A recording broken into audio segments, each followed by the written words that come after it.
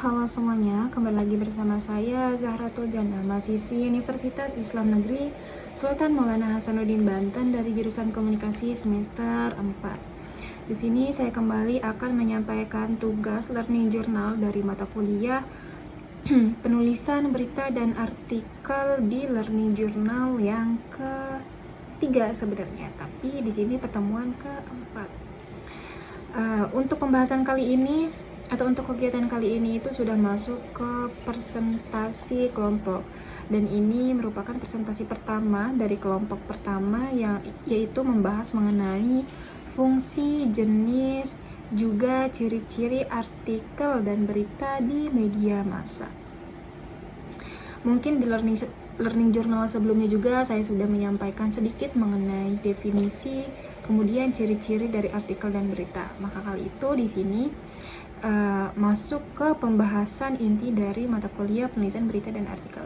Baik teman-teman, langsung saja. Sebelumnya kita awali dengan definisi dari artikel itu sendiri. Pengertian artikel merupakan sebuah karya tulis atau informasi tertentu mengenai sebuah peristiwa atau sesuatu yang ditulis. Dan biasanya, balik lagi ke yang sebelumnya, artikel itu tidak seperti berita. Kalau misalnya berita mengharuskan adanya unsur 5W+1H, sedangkan artikel terkadang tidak ada unsur 5W+1H-nya. Kemudian selanjutnya teman-teman, kita masuk ke pembahasan mengenai ciri-ciri artikel.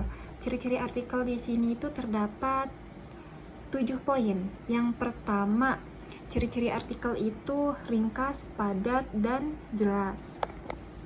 Yang kedua, bersifat faktual dan informatif. Kemudian ciri-ciri yang ketiga itu berisikan fakta. Yang keempat, sistematis. Kemudian selanjutnya menggunakan bahasa yang formal dan lugas juga efektif.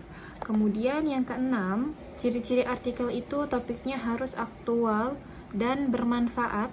Kemudian yang terakhir, yang ketujuh, ciri-ciri dari artikel adalah didasarkan pada gagasan atau opini penulisnya. Kemudian selanjutnya ada jenis-jenis artikel. Jenis-jenis artikel itu ada 8. Yang pertama artikel deskripsi, kemudian yang kedua ada artikel eksposisi, kemudian yang ketiga ada artikel persuasi, selanjutnya artikel ilmiah populer. Artikel ilmiah ini biasanya sering kita temukan ya di beberapa media massa. Artikel ilmiah itu yang biasanya menggunakan bahasa jurnalistik karena memang untuk dipublikasikan di media sosial. Kemudian selanjutnya ada artikel ulasan, artikel opini, dan yang terakhir itu ada artikel argumentasi atau artikel yang isinya itu merupakan gagasan atau ide dari si penulis. Kemudian selanjutnya teman-teman, di sini ada fungsi dari artikel. Fungsi artikel itu ada 5. Yang pertama itu sebagai hiburan. Artikel sebagai hiburan. Yang kedua, artikel sebagai informasi. Kemudian artikel juga sebagai pendidikan. Yang keempat, artikel sebagai kontrol sosial. Dan yang kelima, artikel sebagai perkat sosial. Kemudian selanjutnya ada pembahasan mengenai berita. Apa sih berita itu? Berita merupakan sebuah karya tulis yang memuat informasi yang terjadi secara fakta, dan yang pasti dalam berita ada unsur 5W+1H. Kemudian di sini juga ada pembahasan mengenai fungsi dari berita. Fungsi dari berita itu apa saja? Yang pertama, fungsi berita adalah sebagai pengetahuan umum. Berita membantu halayak umum untuk mengetahui kejadian atau aktivitas sehari-hari di luar sana. Kemudian fungsi berita yang kedua itu sebagai kontrol sosial. Jadi teman-teman, fungsi dari berita itu ada 2. Yang pertama sebagai pengetahuan umum, dan yang kedua itu sebagai kontrol sosial. Kemudian selanjutnya teman-teman, di sini ada ciri-ciri dari berita. Terdapat 7 poin dari ciri-ciri berita. Yang pertama aktual, yang kedua faktual, yang ketiga unik dan menarik, yang keempat berpengaruh terhadap masyarakat luas, yang kelima terdapat waktu kejadian atau kronologi kejadian, yang keenam objektif, yang ketujuh bahasa yang baku atau bahasa yang formal. Kemudian selanjutnya di sini ada jenis-jenis berita. Yang pertama ada straight news atau berita langsung yang terjadi secara langsung. Kemudian selanjutnya ada deep news. Yang ketiga ada investigation news. Kemudian yang keempat ada interpretative news. Yang kelima ada berita opini. Jadi teman-teman, sekilas mengenai materi yang disampaikan oleh kelompok 1 di pertemuan keempat ini, di minggu keempat ini.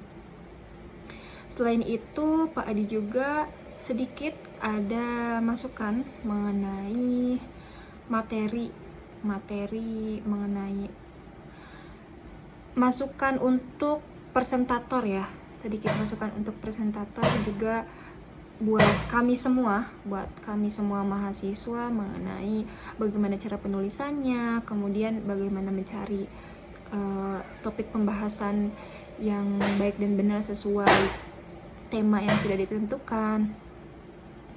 Jadi salah satunya itu yang pertama, beliau menjelaskan mengenai teknik penulisan makalah yang baik dan benar. Ini sebagai pembelajaran bagi kita semua, bagi mahasiswa, agar kedepannya itu bisa memberikan atau menulis makalah yang benar. Beliau menjelaskan bahwa bab pertama dalam makalah itu isinya kan pendahuluannya.